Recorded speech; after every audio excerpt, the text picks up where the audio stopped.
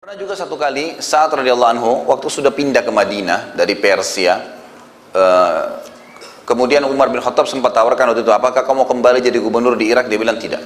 Saya tidak akan pernah kembali ke wilayah yang sudah ada orang menyebarkan fitnah tentang saya. Saya lebih suka dengan Madinah. Walaupun tadi Persia ini semua takluk di tangan dia, sebagaimana kisahnya akan kita sampaikan nanti. Maka Umar pun menerima, baiklah, kamu silahkan di sini. Setelah itu sempat gubernur Madinah yang diangkat oleh Umar bin Khattab, ada seseorang yang bernama Marwan ibn Hakam. Marwan ibn Hakam ini gubernur Madinah, sempat mengucapkan kata-kata begini, harta-harta yang kami bagikan untuk muslimin ini adalah harta kami pemiliknya, ini punya saya dan saya bagikan.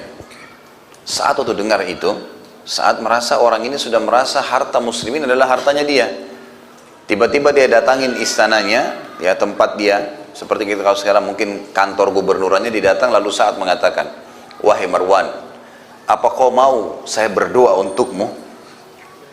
Karena sudah ditahu kalau dia berdoa mustajab.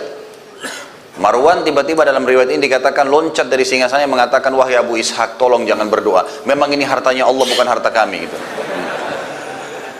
Jadi itu contoh, karena orang-orang tahu, tersebar berita pada saat itu. Kisah yang lain, kisah dia dengan Umar bin Khattab. Umar pun khawatir dengan doanya Sa'ad. Jadi ada budaknya Sa'ad pernah jalan, kemudian ada angin yang kencang, tersingkap bajunya. Tidak sengaja gitu kan. Waktu tersingkap bajunya ternyata nyantol di sebagian tubuhnya, sehingga orang ini tidak tahu kalau auratnya kelihatan. Umar bin Khattab pas lewat, Umar bin Khattab ini kalau lewat di tangannya selalu ada tongkat ya. Jadi tongkat ini sering digunakan untuk mengingatkan orang kalau berbuat salah. Jadi Umar bin Khattab sering memukul gitu kan, kalau mengingatkan, seperti kalau habis Isya beliau sering keliling bawa tongkat. Kalau ada orang kumpul-kumpul di jalan ditanya, kenapa kalian kumpul-kumpul? Kalau bukan karena takziah, bukan karena ada orang sakit yang sedang dijenguk, kumpul-kumpul iseng, dipukulin sama Umar, pulang semua. Disuruh, kalian mau di sini duduk nongkrong buang-buang waktu, akhirnya sholat subuh dan sholat malam kalian terbengkalai, bubar. Jadi orang takut sama Umar pada malam. Umar bin Khattab juga kalau lihat kemungkaran langsung dihukum sama dia. Dilihatlah budak ini tersingkap, lalu Umar bin Khattab mengambil, ada kayu kecil dia pakai tongkatnya, karena dia tahu ini budak, dia ambil, dipukul. Kenapa kau tersingkap auratmu? Dia bilang, saya tidak tahu gitu kan. Tapi Umar sempat mukul, Saat sempat lewat gitu kan, lalu Saat tahu ini budaknya dia. Saat mengatakan, wahai Umar, jangan kau pukul dia. Umar rupanya dalam kondisi pas memukul ke budak ini, itu sempat Saat menahannya, dan Saat pun dipukul oleh Umar gitu kan? Lalu Saat mengatakan, baiklah. Saat ke samping ngangkat tangan mau berdoa, lalu Umar bin Khattab lari mengejar Saat, lalu memberikan tongkatnya mengatakan, hukumlah saya. Ini silakan kisosnya, saya sudah pukul dia, pukul saya juga. Karena Umar pun khawatir, ini kalau berdoa berbahaya nih. Mustajab doa. Jadi kasus-kasus seperti ini ada terjadi memang dalam kehidupan beliau, bahwasanya beliau terkenal orang yang sangat mustajab doa, sehingga membuat orang-orang khawatir sekali kalau sampai punya masalah dengan Sa'ad radhiyallahu anhu.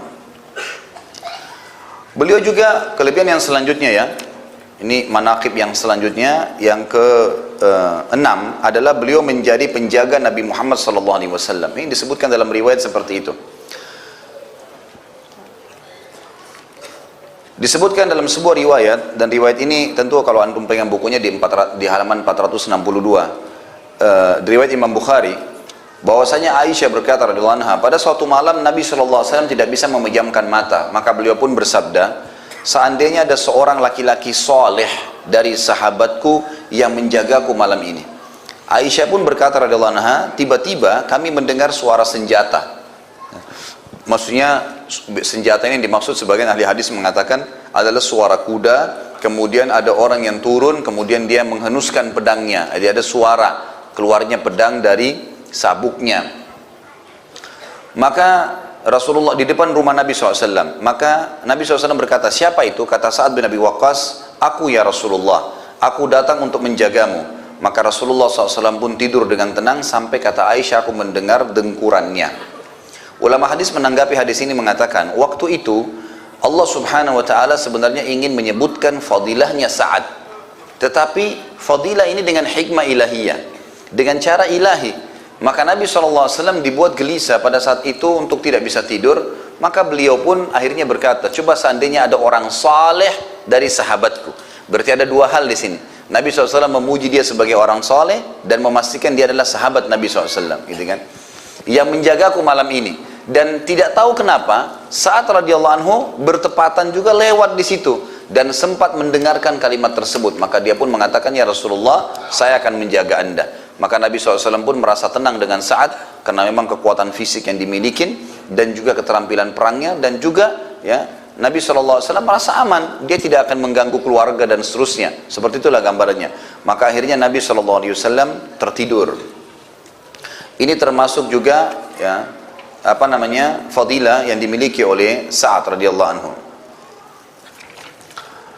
Kalau tadi hadis tentang Nabi SAW mendoakan Sa'ad agar diijabah doanya dan akhirnya Allah kabulkan, itu hadis sahih riwayat Tirmidzi dan Hakim, dan itu bisa dilihat di halaman 463 kalau yang mengikuti bukunya ya.